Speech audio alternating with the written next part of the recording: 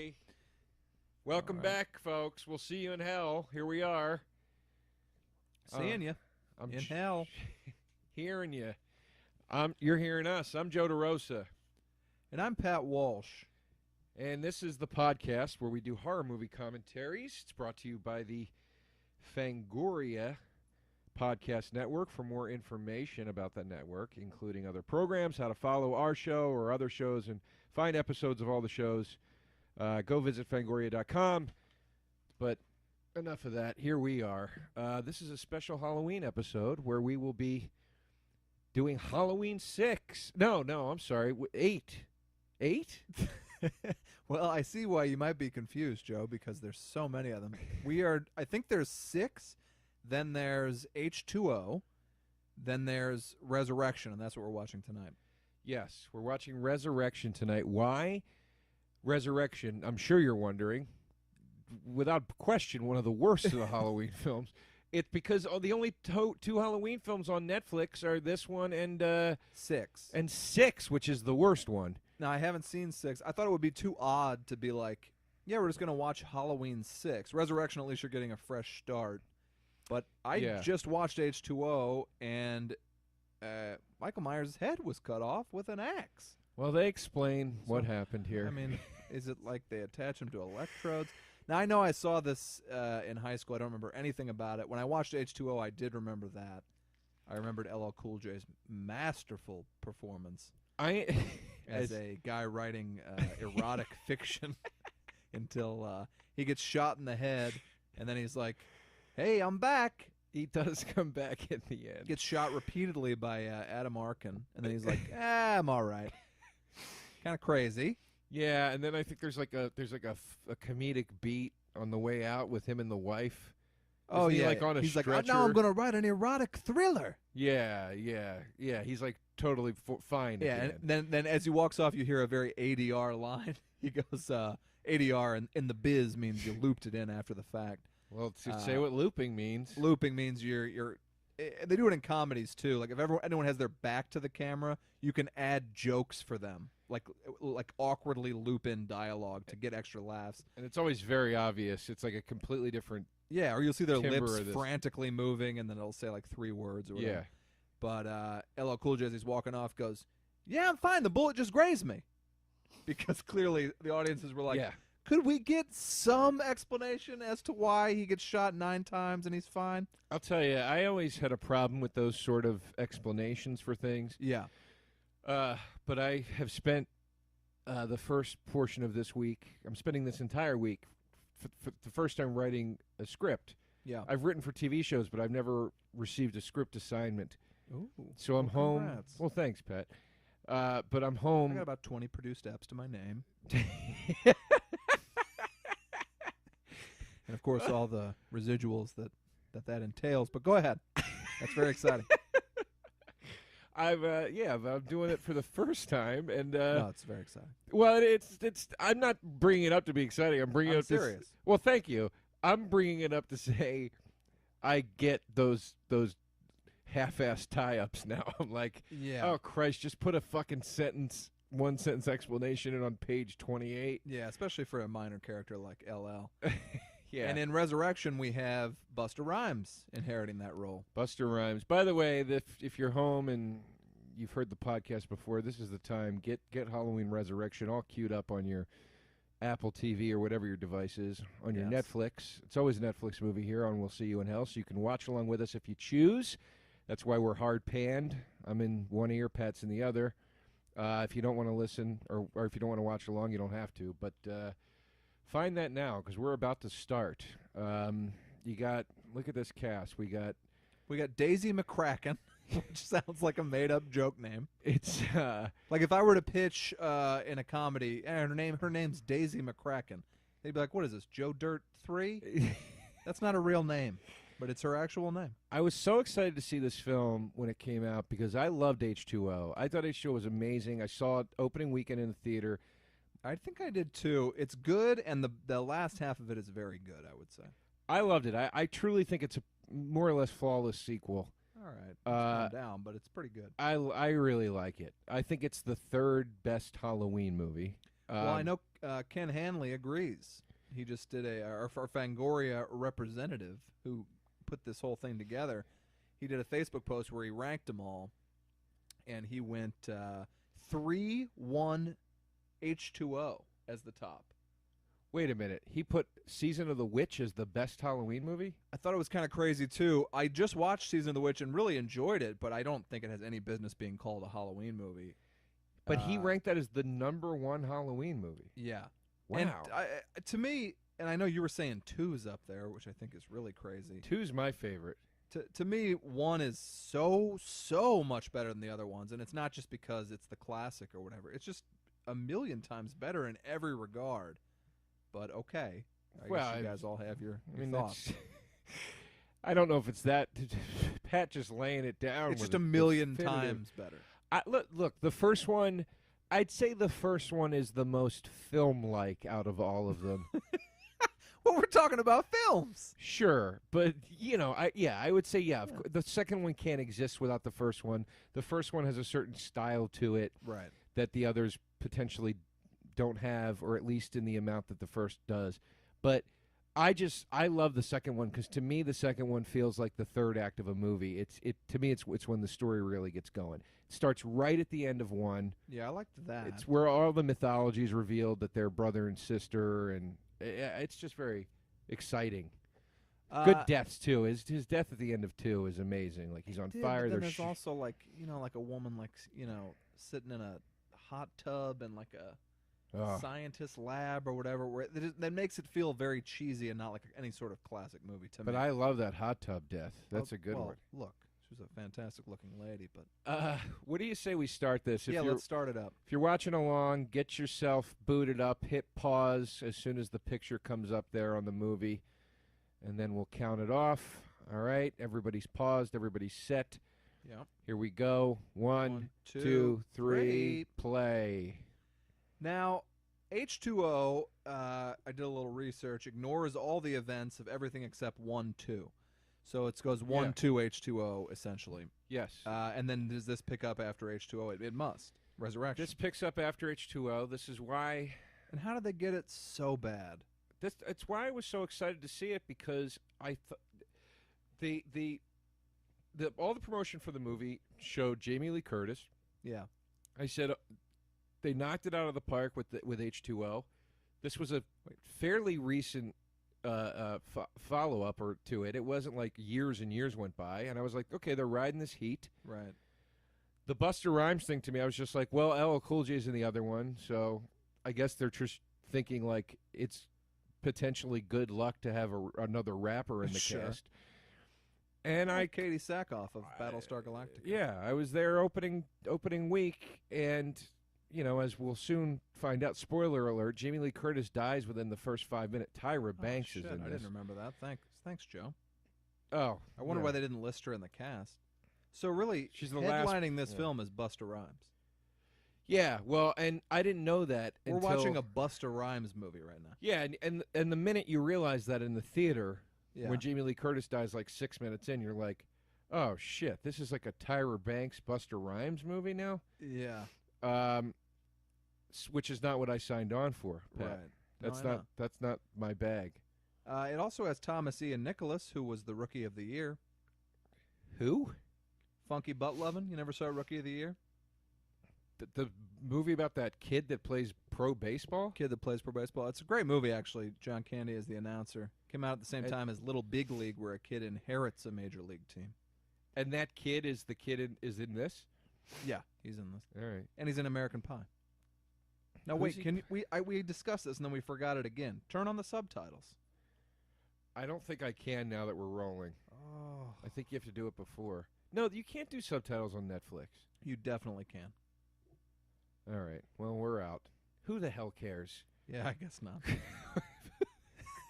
We'll be able to follow the plot. You're right, though. We should be watching. Pat mentioned earlier. It's so ludicrous that we haven't been watching these with subtitles so we can see what everyone's saying. We don't have to, listen and talk. It's just crazy that we didn't think of this. Yeah. I had a very similar Raggedy Andy situation. My sister had Raggedy Ann. Never liked it. Buttons for eyes, like you'd be sleeping and you'd cut your cheek.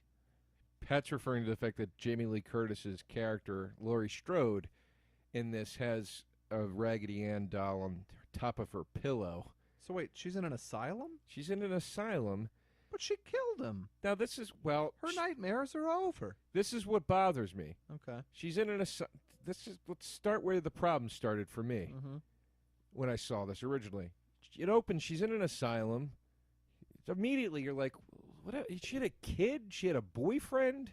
Yeah, like things were going all right. She had a drinking problem, but who doesn't? Yeah. She was, I imagine it's somewhat traumatic or scarring to the soul to cut a man's head off. Sure. Especially if he's your homicidal brother. Right. But it seemed like closure at the end of the last film. It seemed like the end of it for her. You know, but apparently not. She's back she's in worse shape than when she was in the last one. It's crazy. Now, do you like A Season of the Witch? I've never, embarrassingly, I'm about to admit, I've never seen Season of the Witch. Oh, you should have told me. You could have come over the other night. I thought it was really fun. I heard it's great.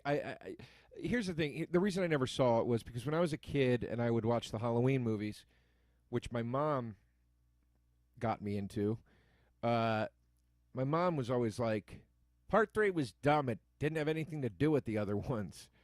That's completely true. So I just never wanted to see it. And then, like, all my friends that were into horror movies would say the same thing. And now recently, and by recently I mean within the last maybe 8 months, I've noticed that horror fans often say it's a fantastic horror movie. It's just not.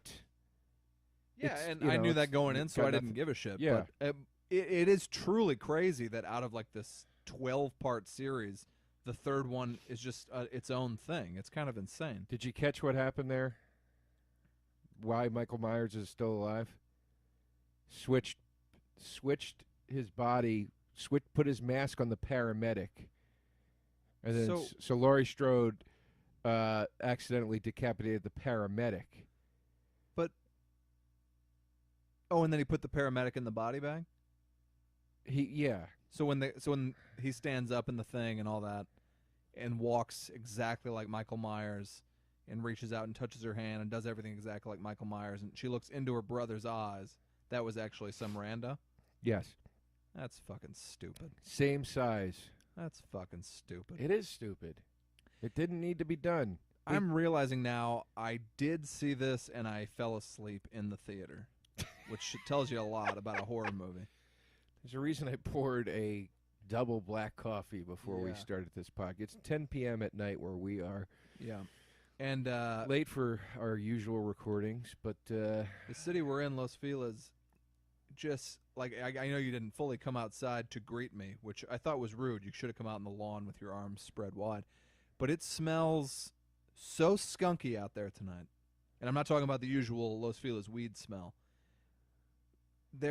It smells like a truck hauling skunks overturned on the street outside of this house. What do you think that is? It's skunks. It's Griffith Park skunks. Like when I go running at night, I always see like a giant skunk. Oh, I didn't know that we had a skunk issue over here. Yeah, it's a big problem. I also, at my house, I'm going to sleep some nights, and the light sensor on my deck will turn on, which is horrifying. Like 2 in the morning, and I'm like, oh, somebody is on my deck.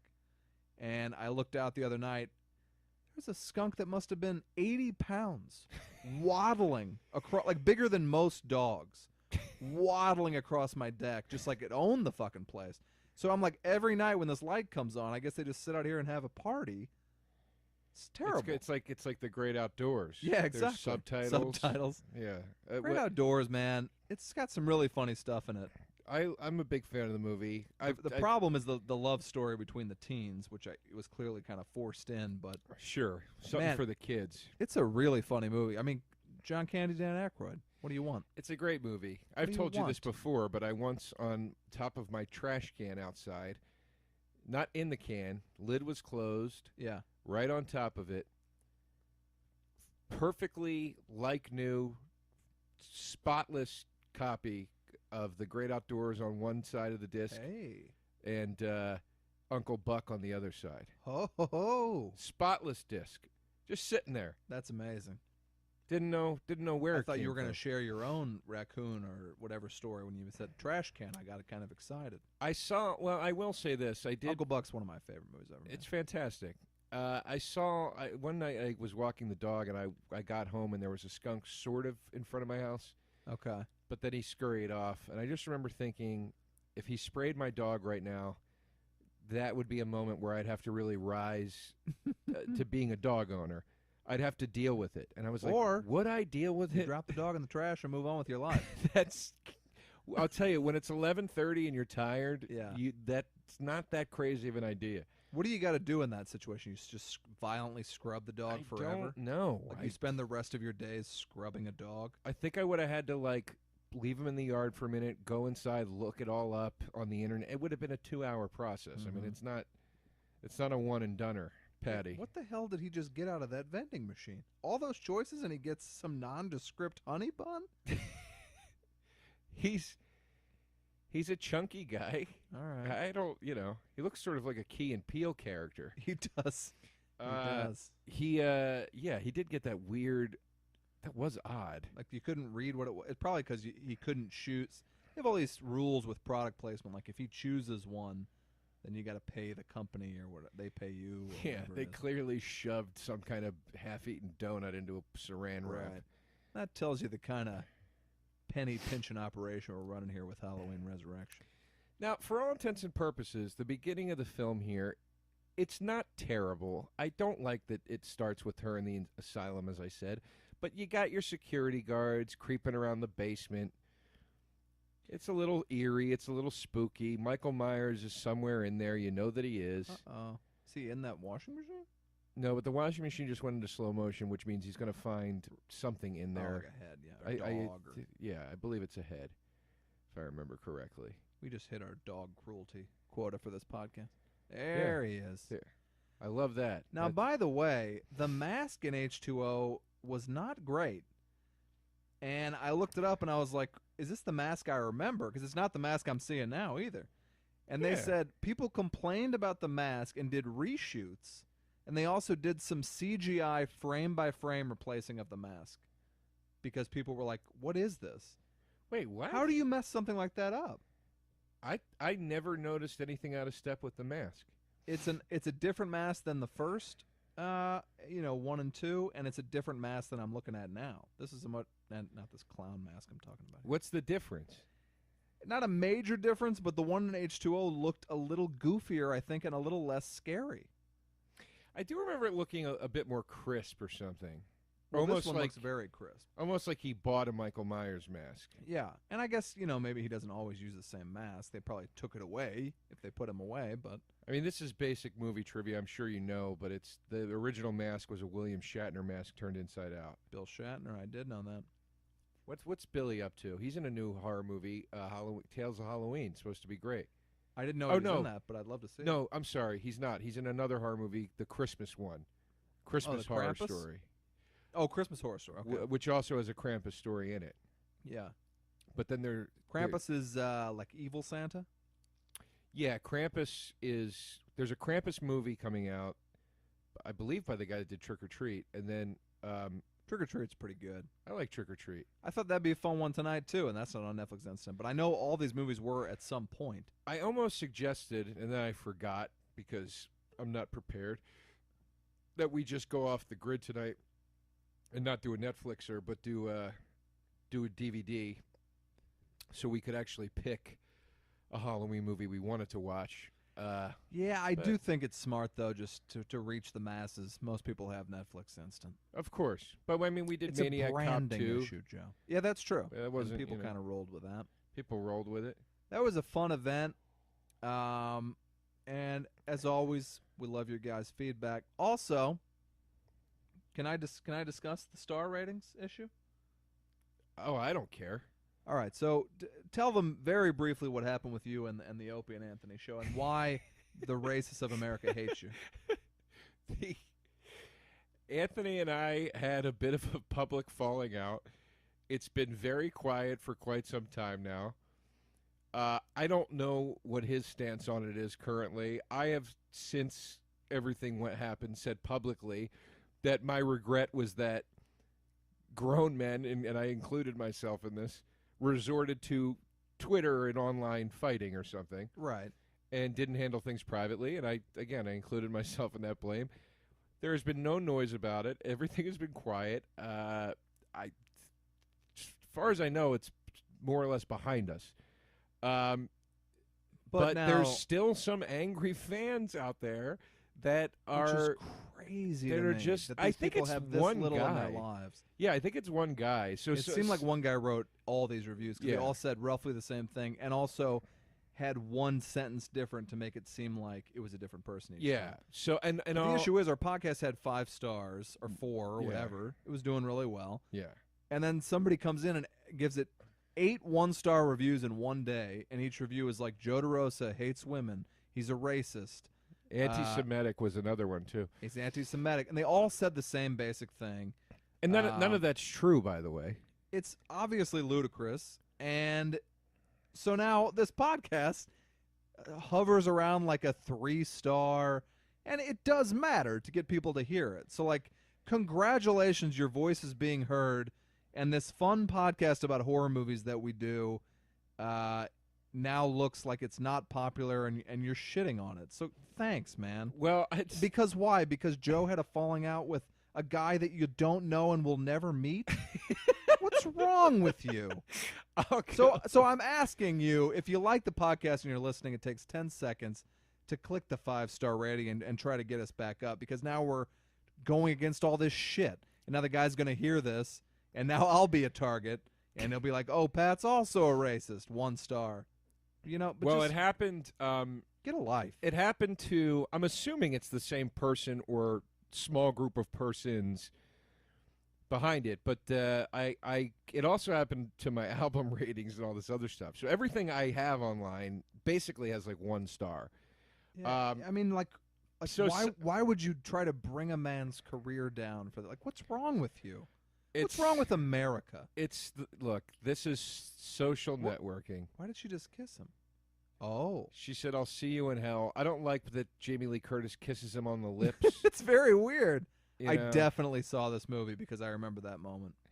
And this is where I checked out. Jamie Lee Yeah. Curtis falls to her death, and the whole movie, there was a tiny part in the back of my head where I was like, "She's gonna come back." Mm-hmm. Like he came back, and then she never does, and I was furious. Well, that moment in H2O when she and him come face to face, not the indie pop group, but she meaning Jamie Lee Curtis and him meaning Michael Myers, when they first like lock eyes, she gets on the other side of that door and slams it. That was a Right. very exciting moment. It's one of my favorite scenes Yeah. in horror movie history. It's iconic. It's 2 iconic characters. It's the reckoning day. They're having they have the face-to-face moment where she realizes this isn't all in my head anymore. This is really happening. I get chills at that part. You got in the background Josh Hartnett looking like he's missing a couple chromosomes as always, and you got Michelle Williams with bizarrely drawn-on eyebrows. Yeah, It was a different time. it was a different time. Back when we just thought Michelle Williams was going to be a Dawson kid, and that was going to be the end of it, went on to Academy Award nominations. Yeah, and then I guess to not act for what seems like about 6 years now. I Yeah. haven't seen her in anything. I haven't seen her in anything. She seems like a sweet kid. I wish she'd come back to us. I fucking love Blue Valentine. It's one of my favorite movies. Never saw it. It seems too sad. And Oh, it is, man. Anytime I have a pretty serious argument with a girl I'm dating or whatever, I'll sit down, 2 a.m., fire up a glass of bourbon and watch Blue Valentine, which is very healthy. But I'm just like, hey, I hear you, folks. This is terrible. now I do appreciate that they go 15 minutes before they show the title screen. They did that in H2O as well. That's maybe Scream kind of pioneered that. But here's the thing. Not pioneered that. Here's the thing is the other part in H2O that I get chills from is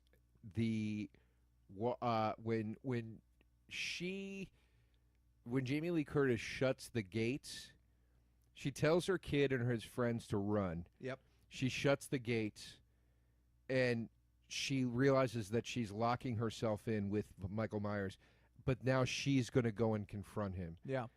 And it's literally the moment where the hunted becomes the hunter. and she Yeah, starts it's great. screaming Michael, and the music starts playing. Goosebumps. I remember I was dating a girl once, and on Halloween I showed her that movie, and I remember she didn't quite get why I thought that part was so cool, and it wasn't long after that it ended. Let me tell you how this played out. No, you don't understand. No, it's Laurie Strode 20 years later.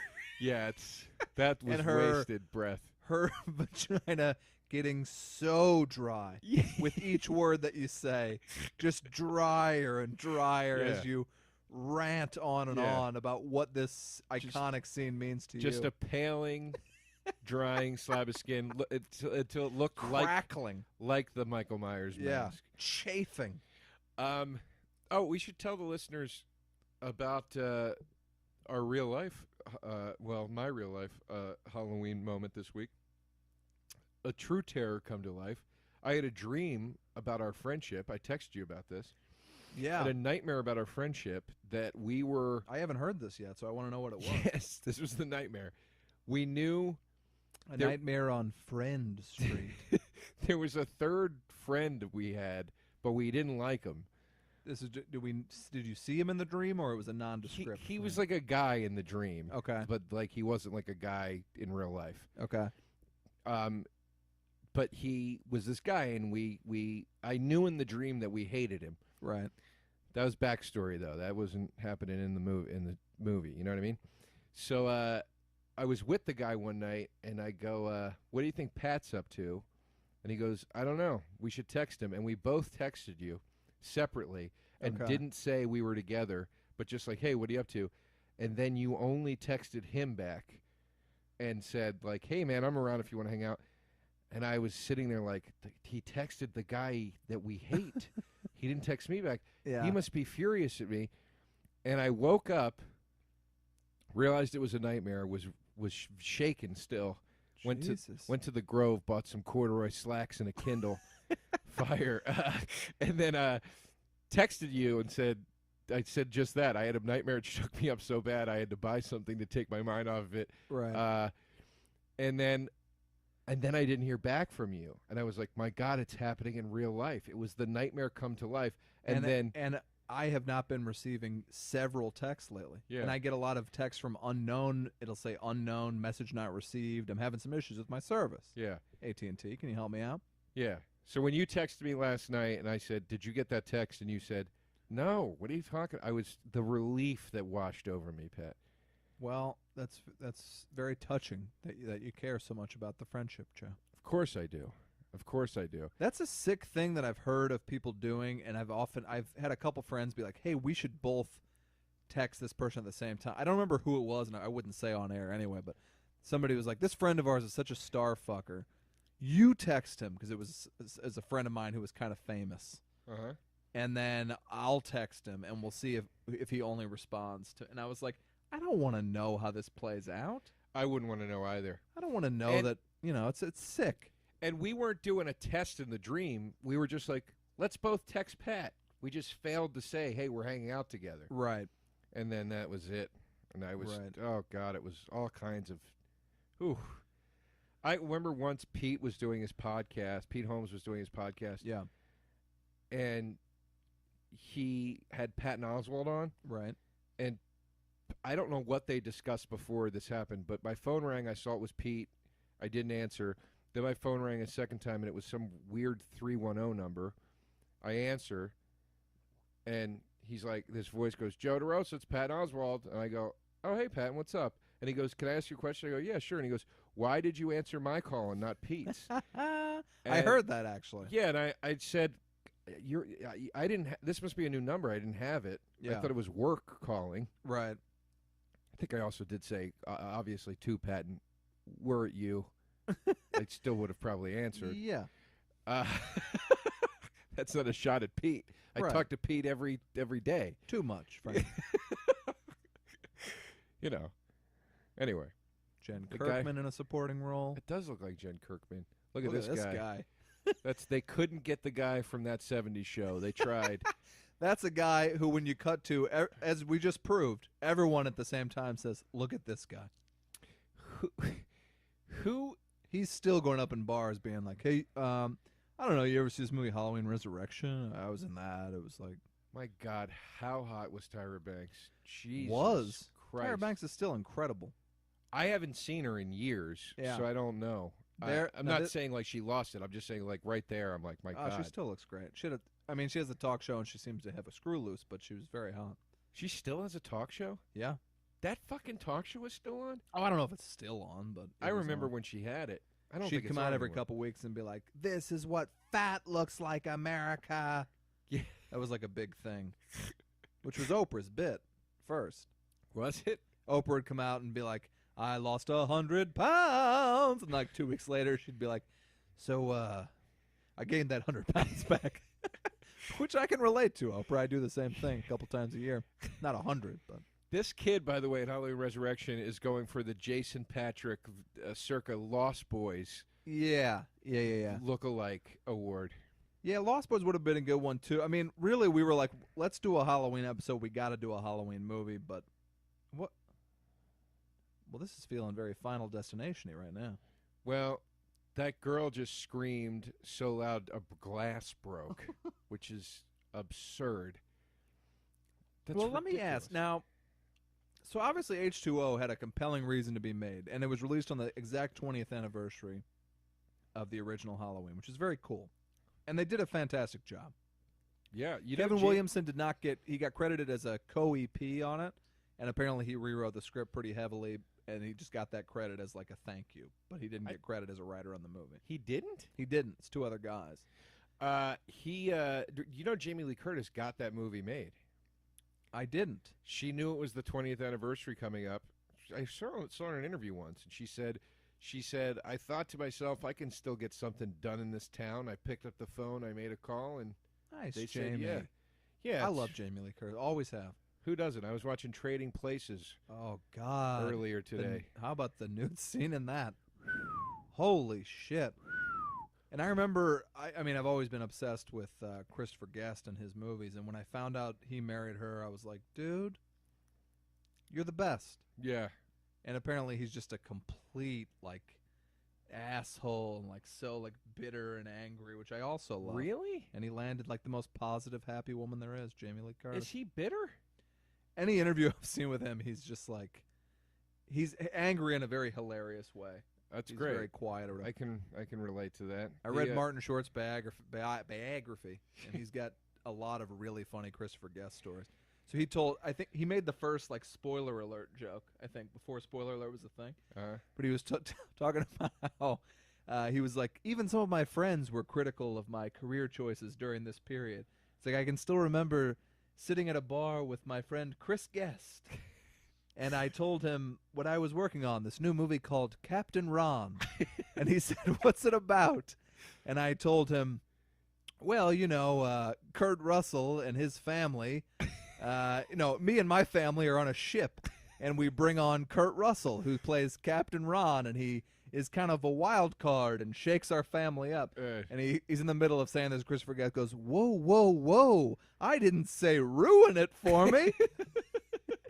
Just like, a funny asshole, which I like. We should also mention Jamie Lee Curtis in True Lies, a scene I masturbated to 8 million times, even though it features no nudity. Which scene? When she dances with Schwarzenegger? That came out in 94. I was 13, 14. I was not able to see R-rated movies. I did not have the internet. That scene was huge for me. Mildly disturbing story from Walsh. Not really. From the sidelines, Walsh. I'll tell you what is disturbing is that Arnold sits there and watches his wife do this elaborate striptease and doesn't tell her, like, hey, it's me, your husband. I've always found that scene very sick and fucked up to me. There was a movie called Fall Time with William Baldwin, I believe. It was a... Familiar with it? I haven't seen it. Bank robber, whatever movie. Yeah. It took place in, like, the 50s or something. But they take a hostage, and he's got like this younger, like teenage cohort. Okay. And it's like the kind of good cop, bad cop thing with the two crooks, and the kid's actually being kind of like nice to the hostage. Yeah. And she's like this gorgeous blonde. And there's like this scene where she seduces him and they start making out and she gives him a hand job. Mm-hmm. And she puts her hand down his pants, Well, that's and what you do. see her kind of work it. So it looks pretty real. But anyway, I masturbated to that on the spot. So there's no nudity, I'm assuming. No, zero.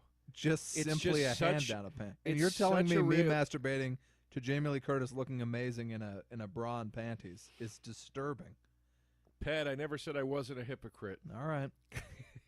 No, it's not disturbing. I'm just giving you shit, but I can yeah, tell you some disturbing tales, but I'm not going to. it was such a realistic depiction of a hand job. Sure. It got me. It'd probably get me if I saw it right now. You know, it does kind of work that way when you. I stumbled one night upon Hamburger the Motion Picture, which was the first nudity I ever saw, and it's a movie about. It's came along, the same time as like Ski Patrol and that kind of shit. And Yeah, I remember. Hamburger is like, I think Jim Varney, who played Ernest, is in it. Maybe. Yeah, it always kind of upset me that he was in a movie that was sort of randy. Yeah, and that he wasn't playing Ernest. But anyway, it was the first nudity I ever saw, and I stumbled upon it at age like 27 one night on cable, and I was like, just rock hard. And it was scenes that, shouldn't have had any effect on me, but it took me back to a time of innocence. Yeah, I remember my roommate in New York was one of the roommates I had in New York. We were well barreling towards 30 Yeah. at the time, and he still was like, he'd be like, oh, I think there's going to be good tit in this movie. And I was like, who cares? We have a porn machine sitting on a desk over there. But you do care. I care. I didn't care. didn't care. I just watched the full season of Red Oaks on Amazon Instant, which is a really great I show. think my friend Rachel's in that show. Who does she play?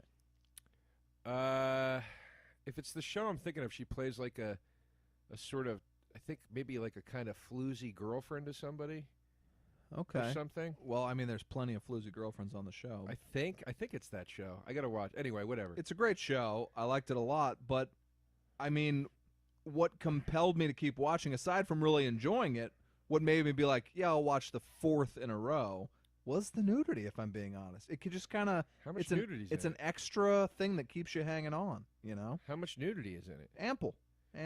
Is it like sort of like a take on like a Caddyshack kind of thing? It's a complete, and I will say homage and not ripoff. It is a full homage to those kind of movies. They even do, which I found very bizarre, a body switching episode between the kid and his dad. Like it's an 80s homage.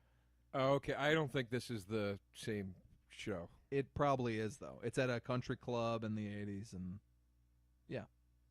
The show I'm thinking Tyra of, really made a sloppy cappuccino there. she did. I think that's part of the charm of this scene, though, is she's dancing around being cute. Is this who we're listening to, Aaliyah? I couldn't tell you. By the way, the theme song of Halloween H2O is Creed's What's This Life For? Which is a song, I believe, about giving your life to Jesus Christ, and an insane choice. Plays over the credits and everything. I heard that Creed guy's living in his car. You know what? Good. No, come on. Good. Why I is mean, that good? fucking Creed. I remember like all this shit about Creed and him doing that fucking shirtless Jesus shit in the video, and I mean, the guy's a tool. I don't wish every living song's in the about street Jesus. on him. And then what comes out but a video of him and Kid Rock getting blown by 20 groupies in the back of a bus.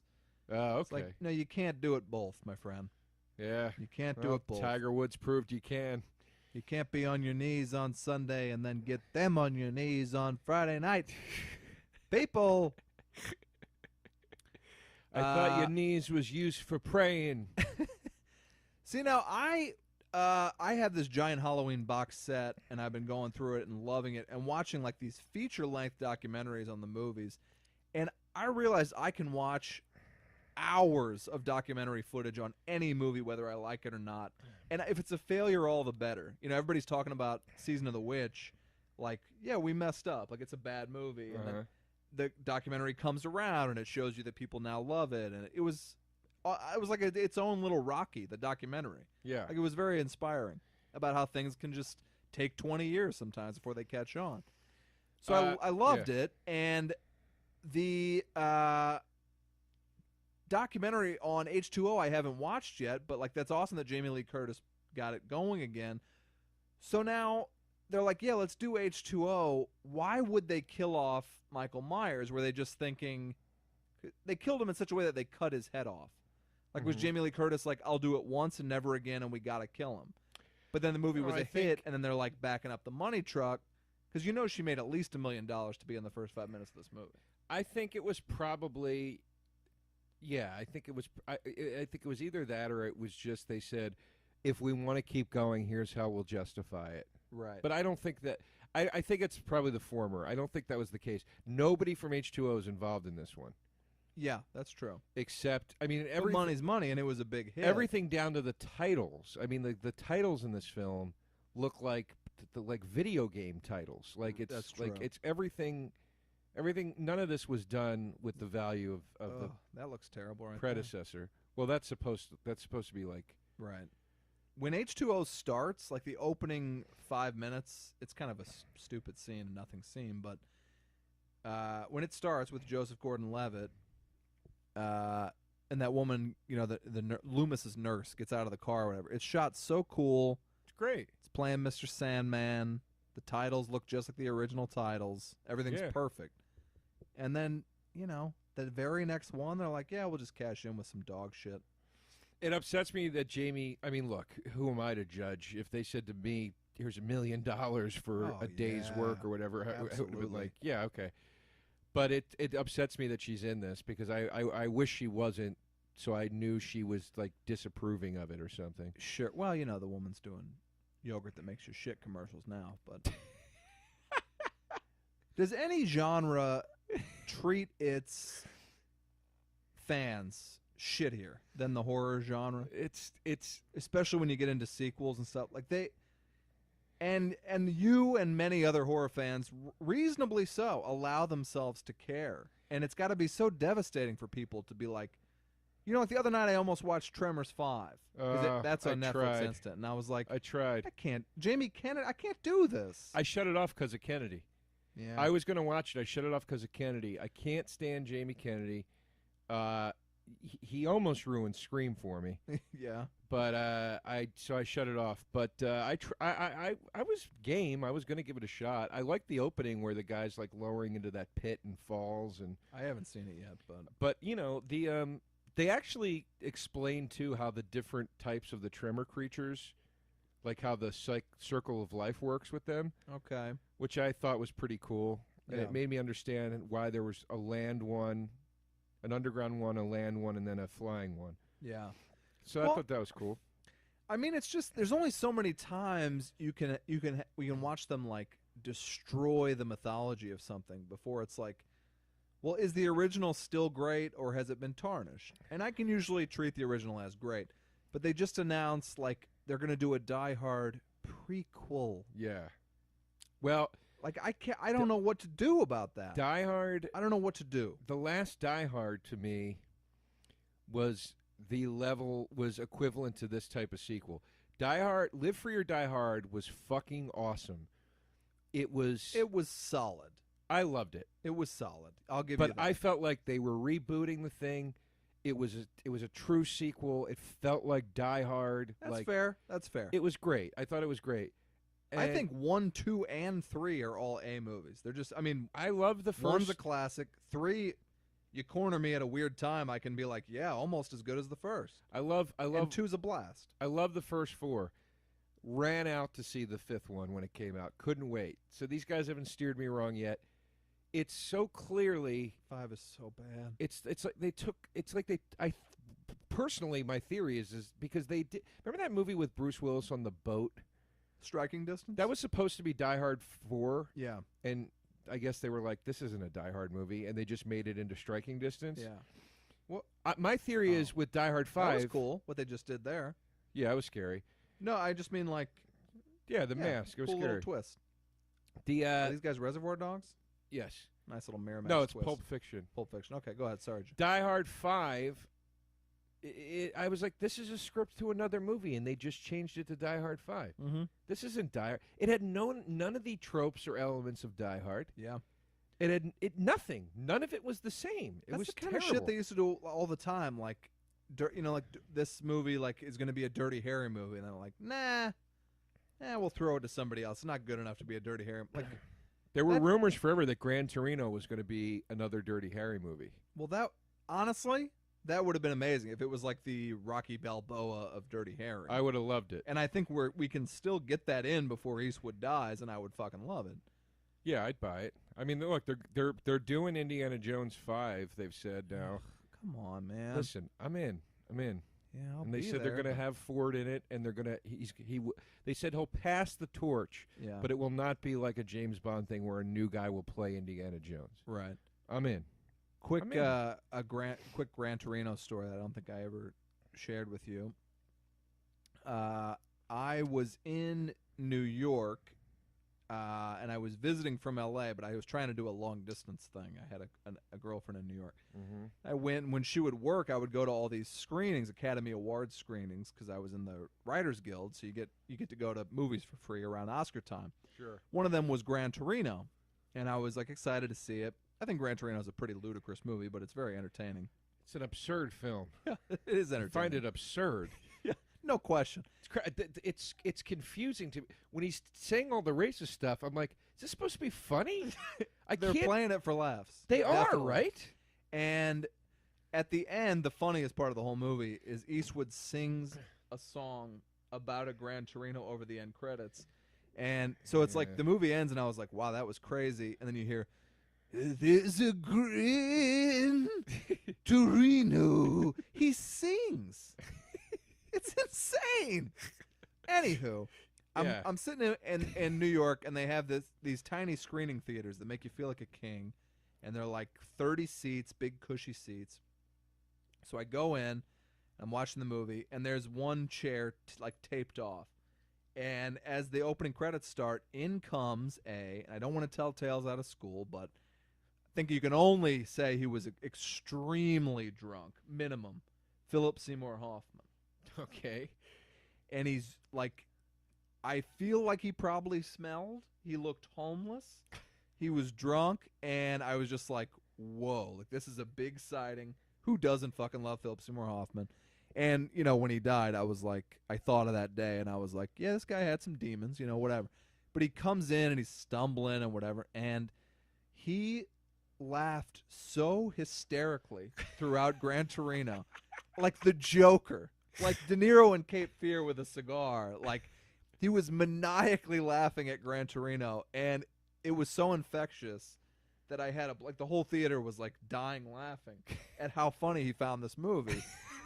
And I wanted to ask him, like, are you laughing at the racism? Like, do you think this movie is so bad that it's funny? Are you just drunk? But it was such kind of like a joyous experience. And that's what I always think of when I think of Philip Seymour Hoffman. I had an experience with him in New York, too. Please tell. Saw a taxi cab crash into scaffolding. Scaffolding collapsed on the taxi cab. Bloody kid got out of the back, completely disoriented because he had slammed his head. He was bleeding. Okay. Actually got his blood on my coat because I tried to help him. Oh, wow. Sit down. You slipping that dry cleaning bill? You about to see some sack off now? Crazy big crowd forms. It was the craziest accident I've ever seen. There's smoke everywhere. It was insane. Okay.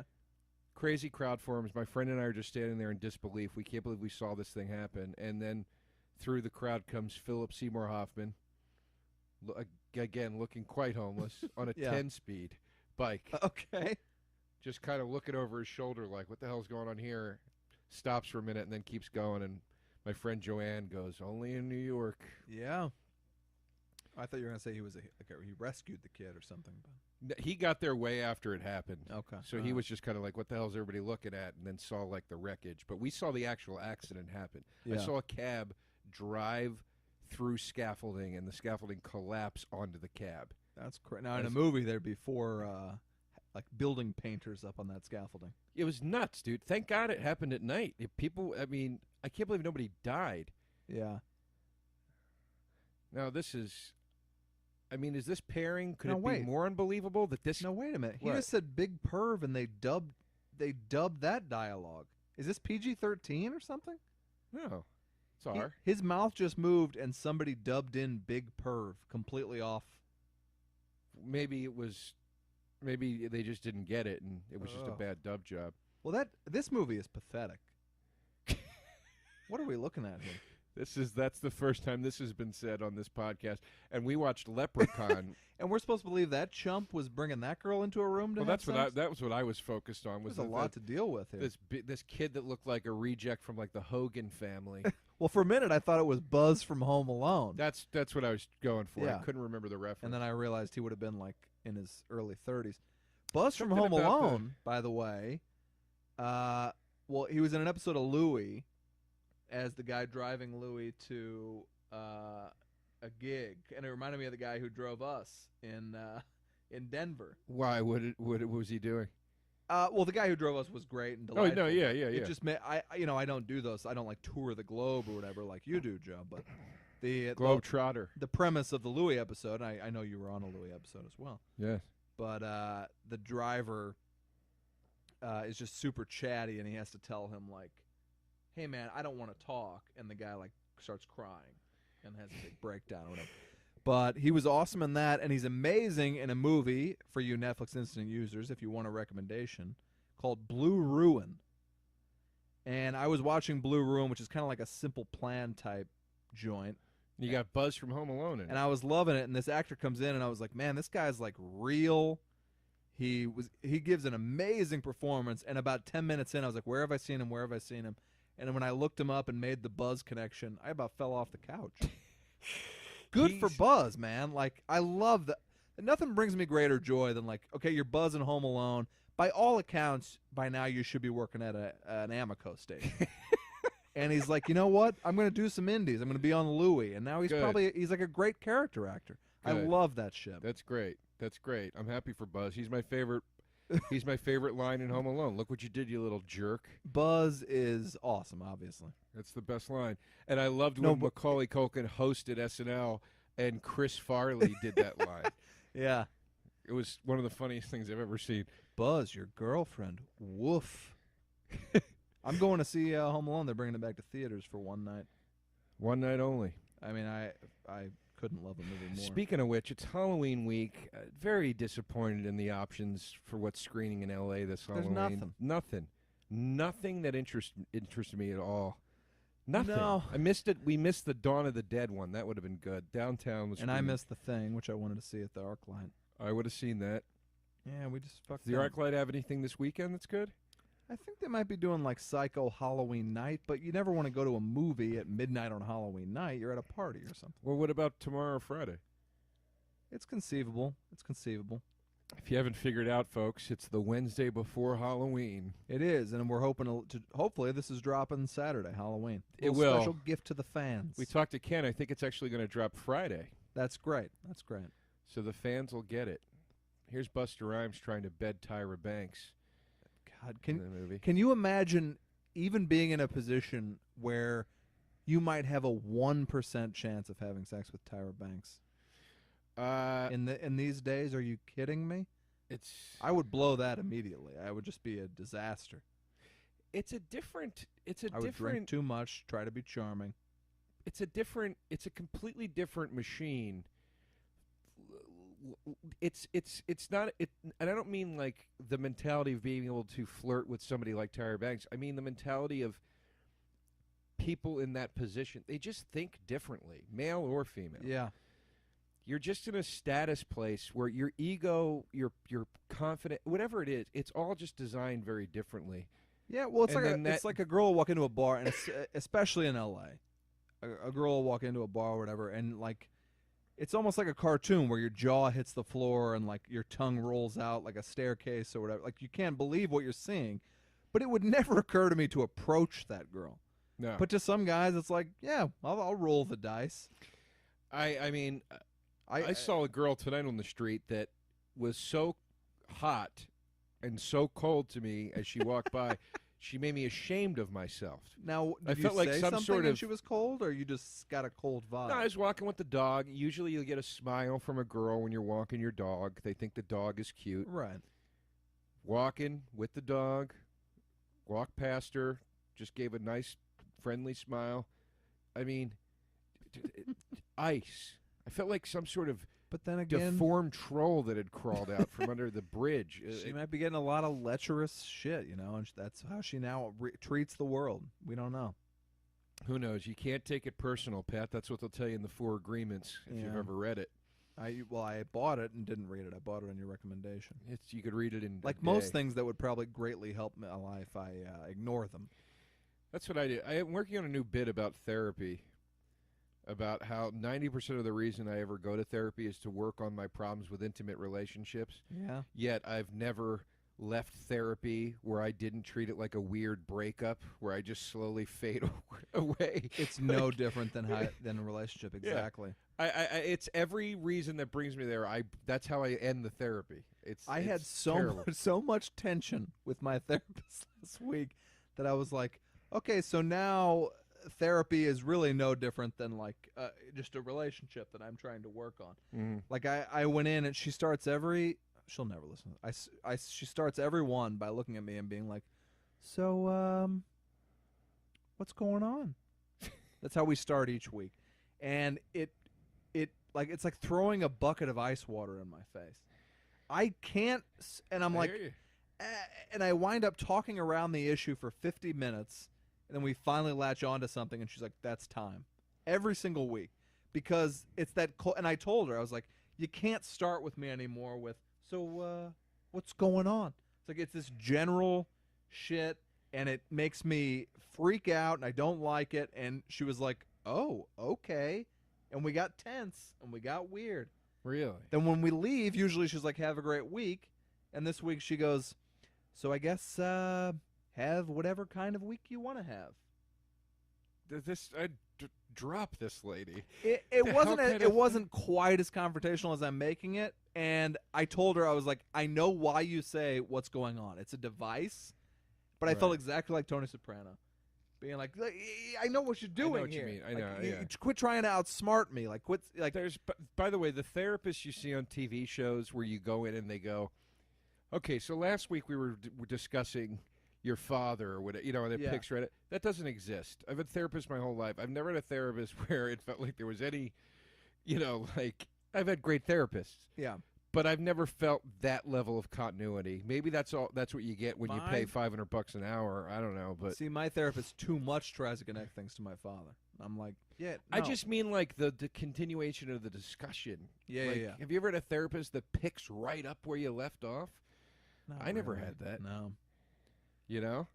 I mean, my favorite. This is wildly politically incorrect, and I know you don't even like The Sopranos. My favorite line in all The Sopranos is she talks to him for like a minute and like kind of like nails what he's like. She nails him kind of, and he goes, "This sounds very gay to me," and I cackle laughing at that because it's like it's such a defense mechanism, and he's such like a child.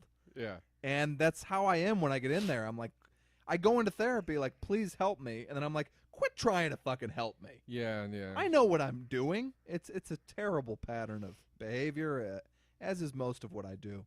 My favorite therapy scene ever is in Curb Your Enthusiasm.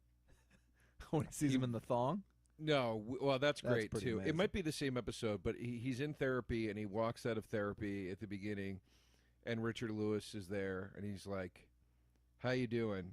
Or it's Rob Reiner, and he's like, how you doing? Rob Reiner's like, I'm good. And he goes, how was your session? And he goes, it's ridiculous. It's pointless, but you can't bother your friends with this crap. Yeah. It's like, that's truly what it is. It's just, it's the room where you go to be like, I hate the world, Yeah. And then they go, it's okay to hate the world. Yeah. Well, that's what I always say. I go to therapy because it's somebody listening to me for a full hour without checking their phone. That's the reason I go. Oh, I'll pay the money. I don't care. I'll tell you what I do. I got to work this into because I have some bits on therapy, but I wrap it up half the time. You wrap it up pre-time? Oh, yeah. I'm staring at the clock. I'm like, you mind if we bail out? I'm done. I've said enough. I don't care anymore. Yeah. Like, I wrap it up myself. That's got to be something dysfunctional. This is a big kind of frustrating thing for me. Like, you have an R-rated movie. Oh, no, we're seeing some boob. All right. Halloween 3, I noticed how carefully they were covering up this girl's nipples. And it was like a very tactical move that kind of annoyed me. And then I watched the documentary, and the girl was like, I had a very strict no nipple clause in my contract. Like, that stuff's really fascinating to me. I mean, you know, I'd call you a cinephile. I've called you that before. Sure. But I'd say that's a mark of your cinephilia. Well, something aphilia for sure. But now this girl's covering up again. Like, for my money, you have an R-rated movie. Make an R-rated movie. I mean, she's covering up because she There's was just about to have sex. There's a killer on the loose, and they just got what they think are corpse parts dumped on them. I just can't help but flashback to 10-year-old me waiting up all night to see the nude scene in a movie. Oh, God, I'd sit there. Showtime used to do a thing called After Hours on Saturday nights. Do you mean USA Up All Night? No. Showtime. But Showtime already had nudity, right? Yeah, but they had a thing called, Pat, you know, there's more details coming. The story doesn't end at After Hours. Okay.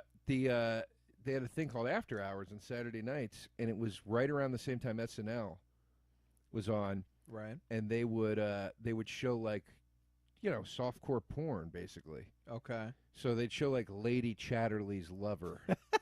Whoa, you just blew my mind there, because I have seen Lady Chatterley's Lover. Yeah, I watched that many times. Yeah, that was a staple of porn, Yeah. as were Emmanuel in Space and all They showed all the Emmanuel. Sure. But there was always the originals, like the ones that were committed to film. Yeah. Something with maybe a John Holmes at times would pop up. Right. Anyway, it would show at the same time as SNL, and I had a TV in my room that I had Showtime on, and I would you were lucky. Put one channel to SNL and the other to Showtime, and have my finger on the fucking the flip to the last channel button. Sure. And my dad would come in, and I'd flip it real quick, and my dad would be like, "What are you doing? You better not be watching one of those movies." Yeah. On Showtime. And I was like, I'm not. Jesus, Dad. And then as soon as he'd leave, I'd flip it back. But I'd never masturbated to it. I would just watch it. I used to masturbate endlessly to scrambled porn, just like in American Pie. Completely scrambled to where you could barely see what was happening. Didn't care. Yeah. You kids don't know how lucky you have it. You really don't. I don't think I've discussed this on this podcast, but I used to sneak out R-rated movies from the video store in the Tucker the Man in His Dream box. Because I was like, nobody's ever going to rent Tucker the Man in His Dream, and they never did. So finally, like 20 weeks into doing this, because I would switch the barcodes, peel the two barcodes off, and I also wasn't trying to rent porn. I wanted to see, like, Goodfellas and shit. I couldn't see R-rated movies. So I would switch the two barcodes, and I would put Goodfellas in the Tucker the Man in His Dream case, and put Tucker in the Goodfellas case, and hope nobody rented it, and vice versa. Why would you switch the barcodes? Because they scan it. Like, it had to be completely legit. Right, but if they scanned... The barcode was on the cassette itself. Oh, okay. So, and I wanted to make sure I covered all my bases, because in my mind, when you're that age, you're like, they're going to call the police if they find out. Yeah, when of in course. actuality, they'd be like, oh, we got the wrong tape in here. Yeah, and that they'd put it on themselves. Yeah. Or just rent you the R-rated movie and not care. Yeah, they probably would not have cared if I wanted to do that. Right. But finally, one woman goes, boy, you really must love Tucker the Man in His Dream. I was like a 12-year-old kid, and I'm like, I love cars. I can't believe you kept going back to the Tucker well.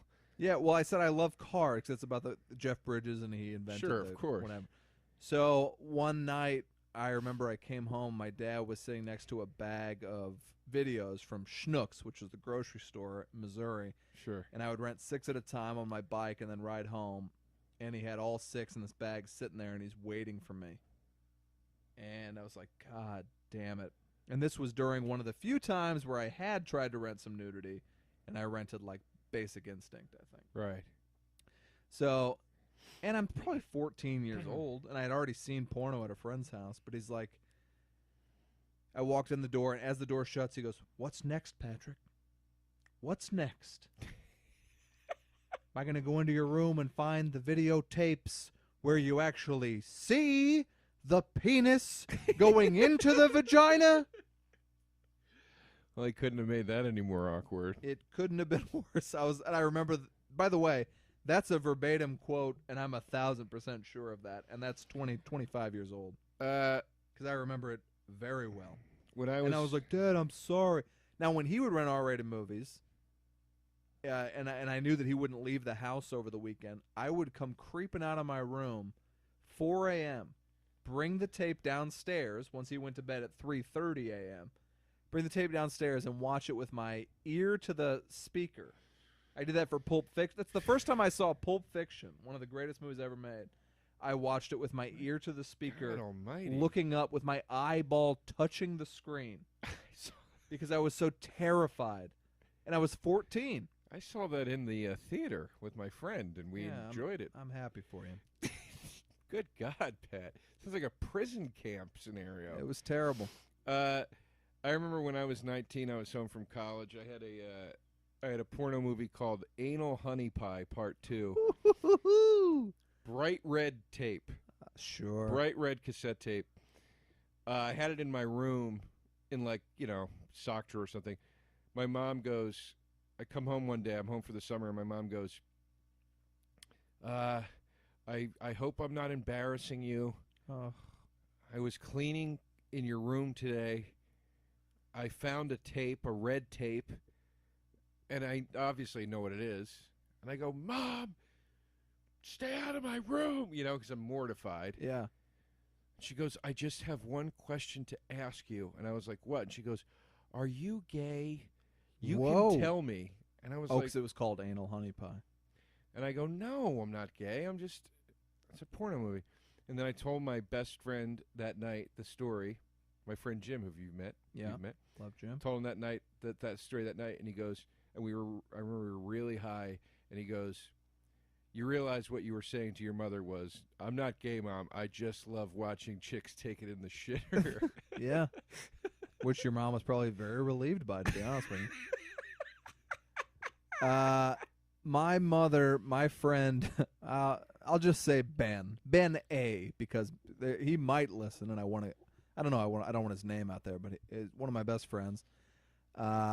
He wrote down word for word this Penthouse forum. He had gotten his hands on a Penthouse forum, and he copied word for word the story for me in this yellow spiral notebook to jerk off to.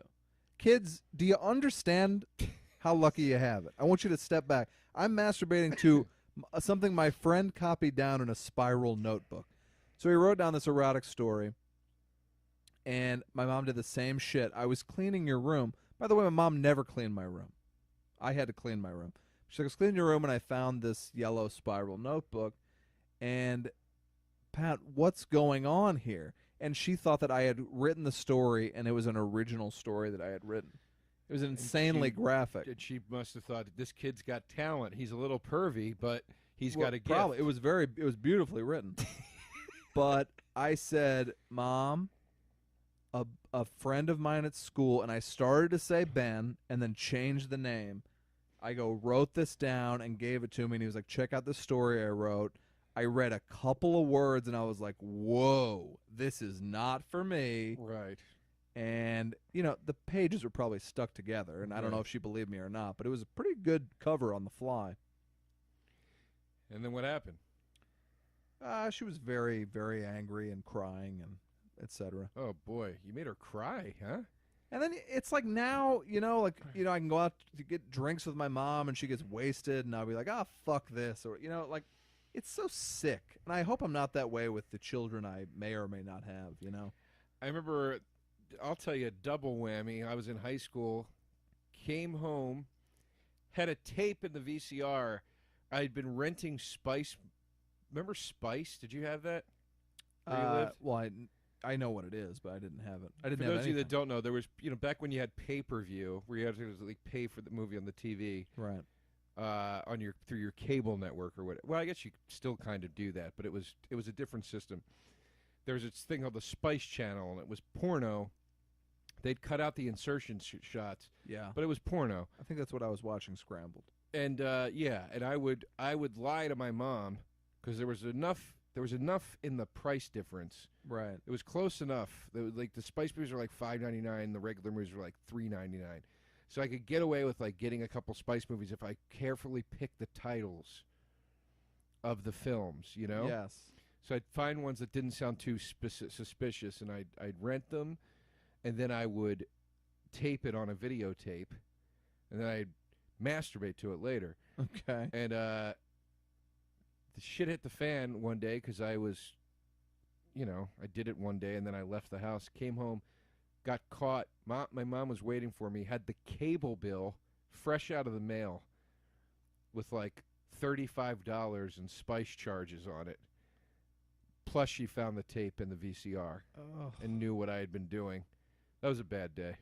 But, like, moms, there's no moms listening to this probably, but moms, why would you I still deal with these effects to this day of the, like, shock and horror my parents had with anything to do with sexuality, or me being 13 and having some interest in sexuality. It's like, that fucks you up for life. Well, I was more in trouble, I think, for the money aspect.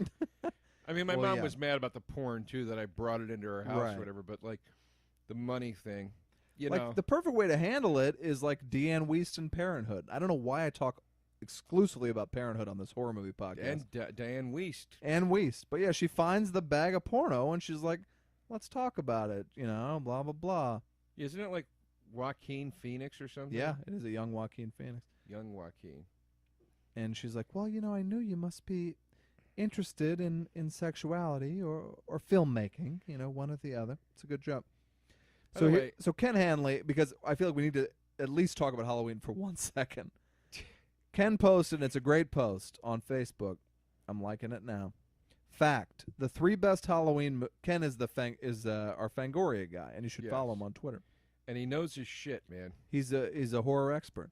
Fact: the 3 best Halloween movies in order are Halloween 3, Halloween, and Halloween H2O.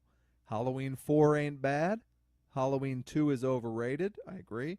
Halloween 6 is underrated. Halloween 5 and Halloween Resurrection are both mostly garbage, as we're seeing right now.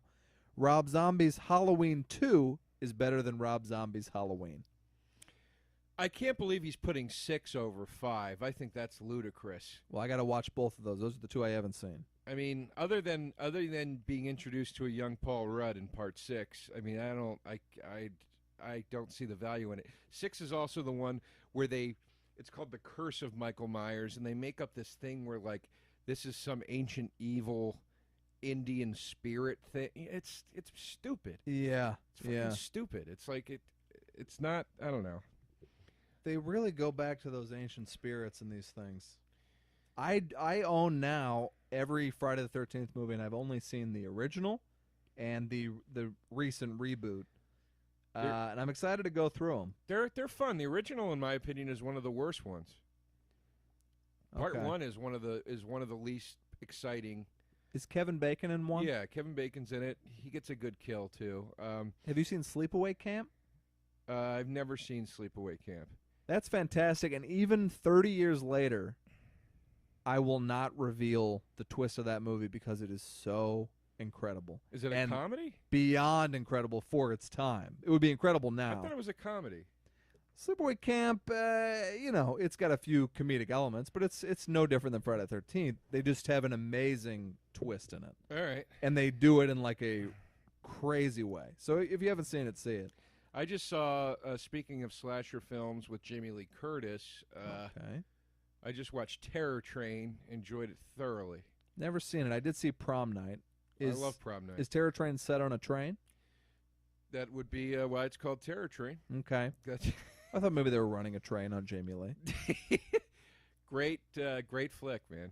All right, I'll see it. Leslie Nielsen? He's in Prom Night. Leslie Nielsen? Leslie Nielsen is in Prom Night, yeah. He is? Yeah. I don't remember. Who's he playing Prom Night? I don't know. I don't remember Her that. date? I don't know. Yeah, no, Terror Train I'd highly recommend to any fan of the slasher genre or Never the Jamie seen Lee it. Curtis catalog.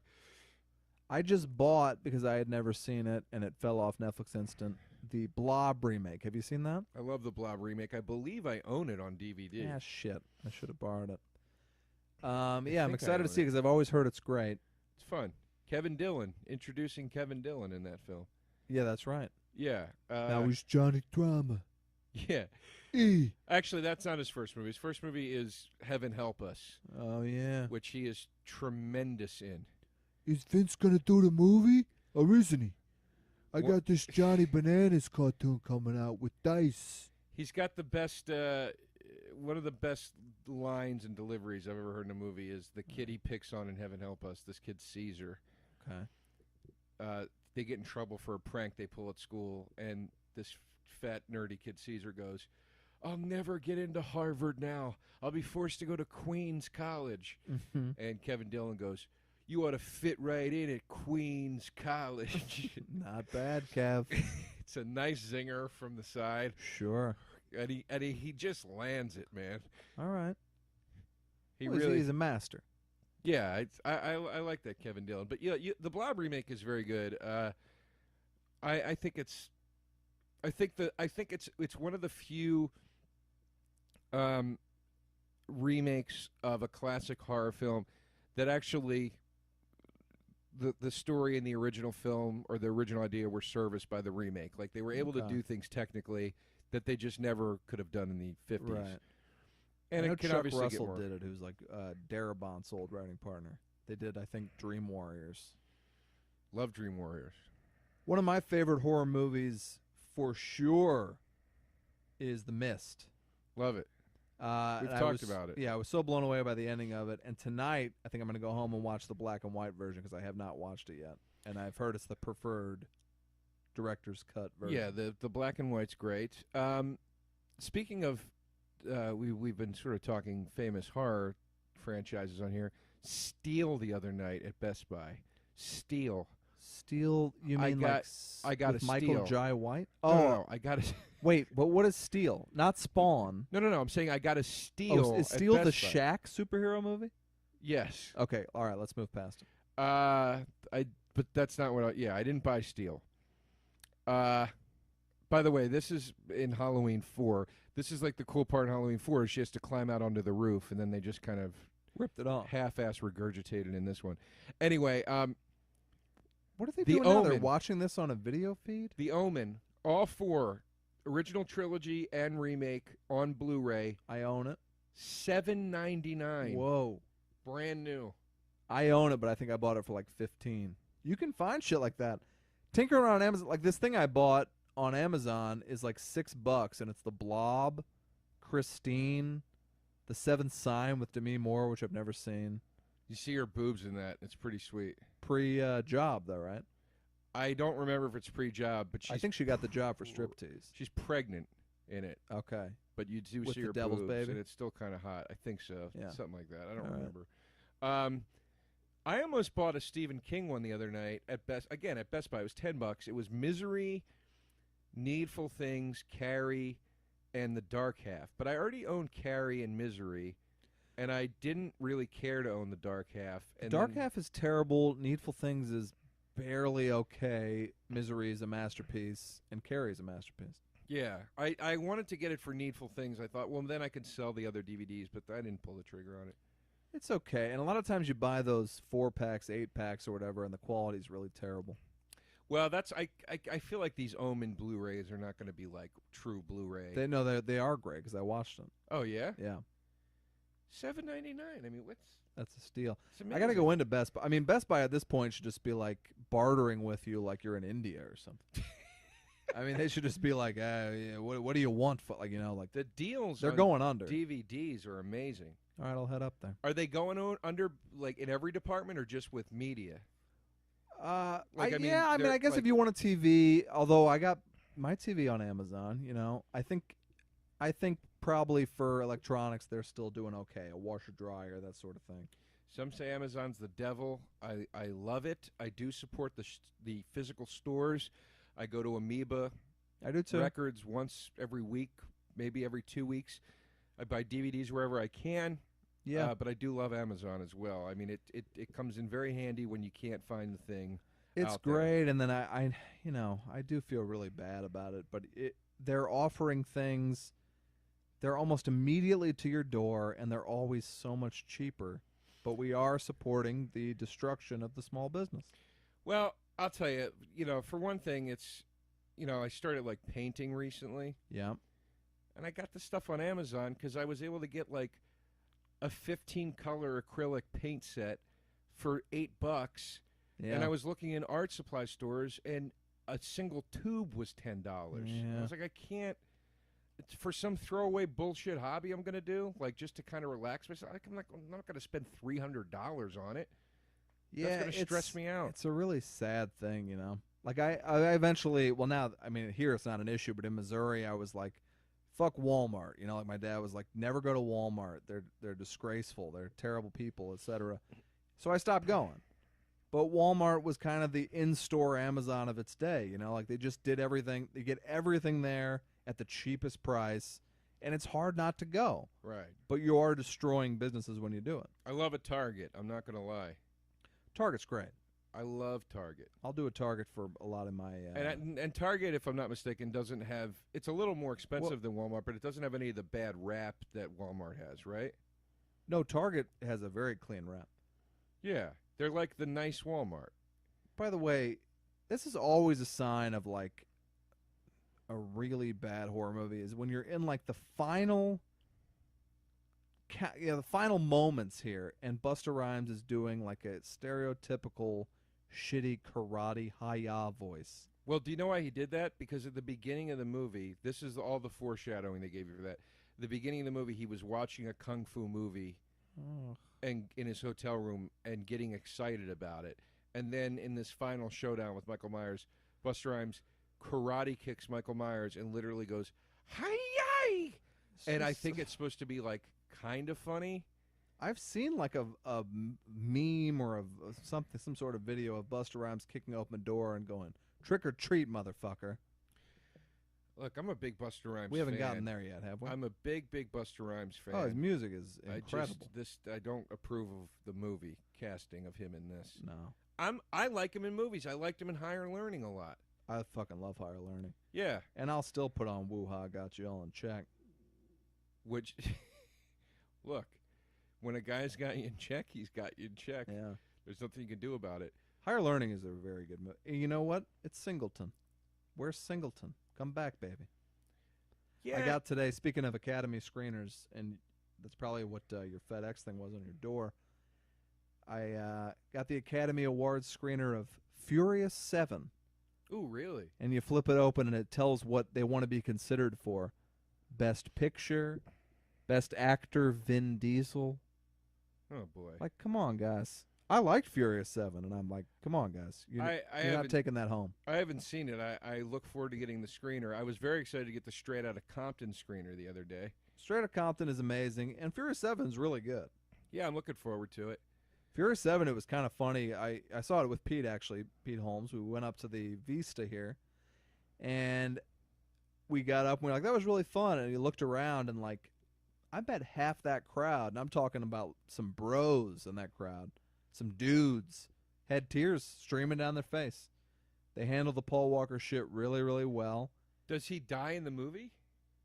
He does. And basically they have him like driving off to heaven, and they handle it kind of beautifully. And I was like, they handled that really well. But when I looked around and saw everybody crying, I thought, well, this franchise must mean more to these people than it does to me, I guess. But look, people love that. There's a reason there's 7 of them, man. And they are fun. And I think 7 is about the best, really. That's what's so crazy to me is that they got up to 7, and then 7 is considered amongst fans. It seems to be like the best one. Yeah, and 5's great. You know, there's no real slip off. Like they keep it pretty tight. Tokyo Drift is probably the low point. No, that's the one I didn't see. Nothing to do with. I was just gonna let that marinate. Disliking Asians. I will see Tokyo Drift. Well, I didn't know it had anything to do with the others, and then I was reading stuff about 7, and they were like, "This is the first one to take place after the events of Tokyo Drift." Yeah, I was like, I was like, I didn't know it was that deep. All right. I went this year. I was on a hiatus for my job. I got like 3 months off a year, which is great. And I went up to the movie theater, and they were showing all 7. It was the day the new one came out, and they were showing all 7 in a row. And I was like, I'm going to do this and write like a funny article about. I used to write articles all the time for different movie websites and stuff. I'm going to do a funny article, get it published, you know, really do this. And as part 1 starts, I was like, nope. I can't do this. I can't watch 7 Fast and the Furious movies. And I walked right out. Yeah, it's a 17-hour day. I'm like, I write a little funny, snarky article, and I've given up 14 hours of my life. That's not worth it. That's not 14 hours. That's probably 16 hours. I was going to do it with Star Wars. I already got my tickets for The Force Awakens. Are they doing all 7? They're doing all 7, and it's jeez. dig this. It's The Force Awakens premieres at 7 p.m. on the Thursday, December 17th, whatever the hell it is. Right. So there, so the marathon is only that day, and it leads up to that. So the marathon starts at 1 a.m. with Phantom Menace. Oh, and then no. you're just there all day, and I couldn't get anybody to do it with me, and I was like, you know what, this is ridiculous. I can't do this. But did you buy tickets for the new one? I have tickets for just The Force Awakens. Did you get one for your boy? I'm seeing it in Pennsylvania. Oh, okay. Because I'm going to be home for work and then right into Christmas. I made fun of everyone who bought them, and then I was like, well, wait a minute. I don't want to wait a week to see it. I should probably buy some. I mean, if I were you, I'd hit that 10 a.m. Friday screening when everybody else is at work. Is it available? Well, I'll be at work. You're not on break yet by then? December what? 19th or whatever? Oh, yeah, I'm on break. I'll buy it. You're right. Yeah, nobody's going to be at that. Go to that. There's going to be screenings around the clock. You can go in the morning on Friday. Yeah, that sounds... Just don't don't I look am at the really internet. excited. I almost went up... They did it at the Cinerama Dome here in L.A. They had all 3 Back to the Futures on that Back to the Future day, and I wanted to go, but then I was like, you hit a certain age, and, like, you just start to feel so stupid doing it, you know? Like, Look, I used to be like, I'd watch the whole Back to the Future trilogy on a Friday night and have the best time and drink some sodas. And now it's Yeah. just kind of like you feel like such a waste of life if you do that. Also, 3 is, I mean, come on. That's a half trilogy right there as far as I'm concerned. What are you saying? I'm saying 1 is a masterpiece, and halfway through 2, 3/4 of the way through 2, you kind of stop caring.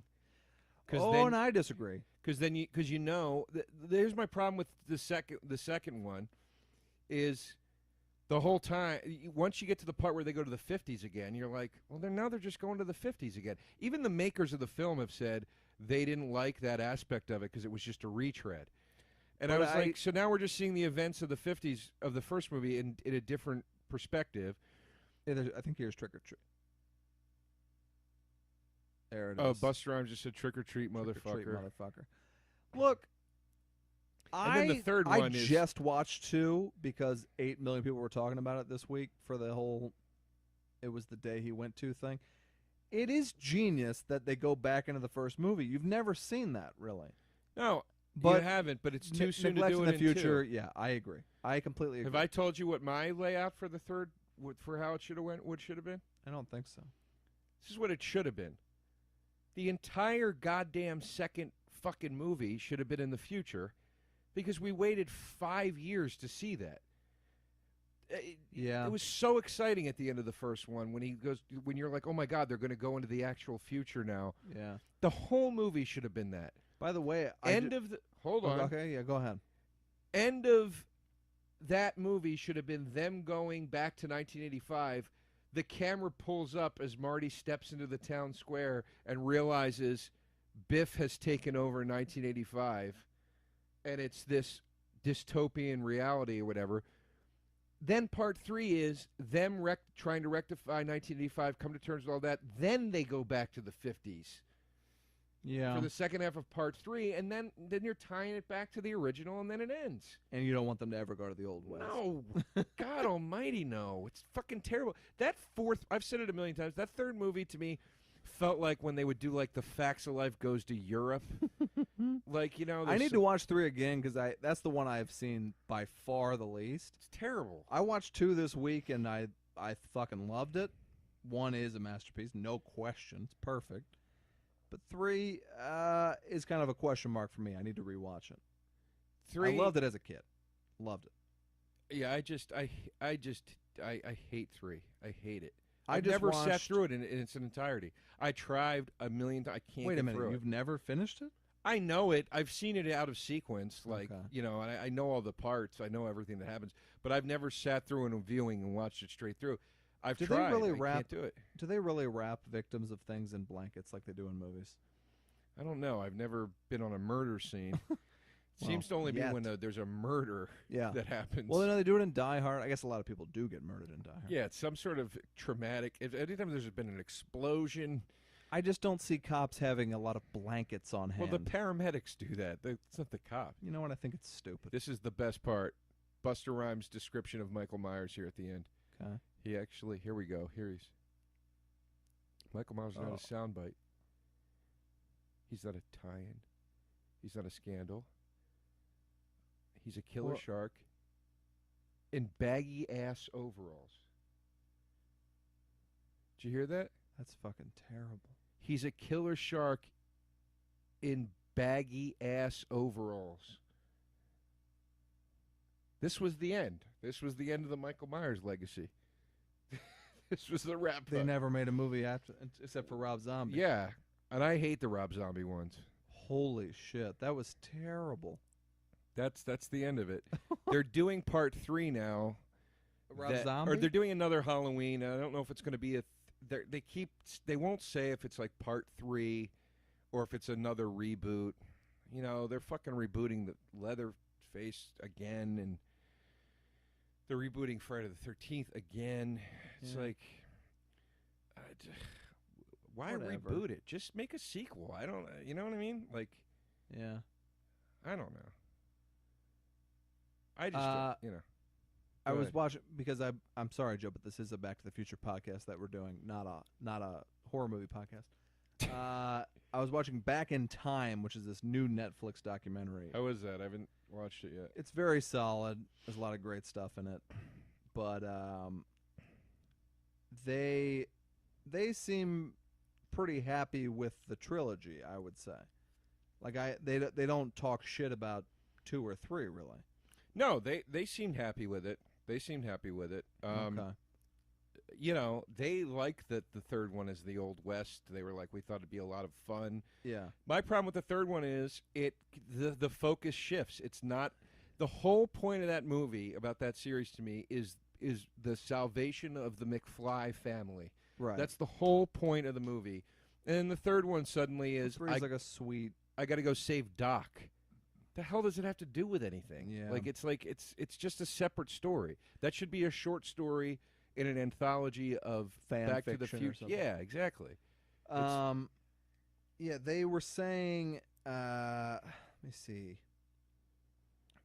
What were we just talking about? Back to the Future. You said you were watching the documentary and they seem happy with it. No, I know they do seem happy with it. I don't remember what I was going to say, but I had something important about Back to the Future. Now, does he pop up here? There it is. His eyes open at the very end. He's still alive, which is just stupid. Oh, I know what it was.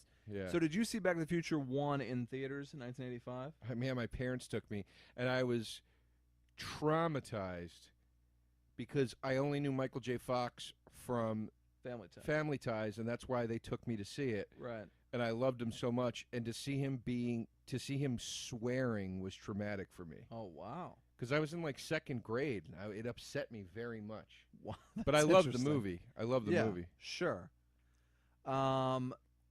They were basically saying, which kind of blew my mind, is that when it first aired in theaters, and I would have been 4, I did not see it in theaters,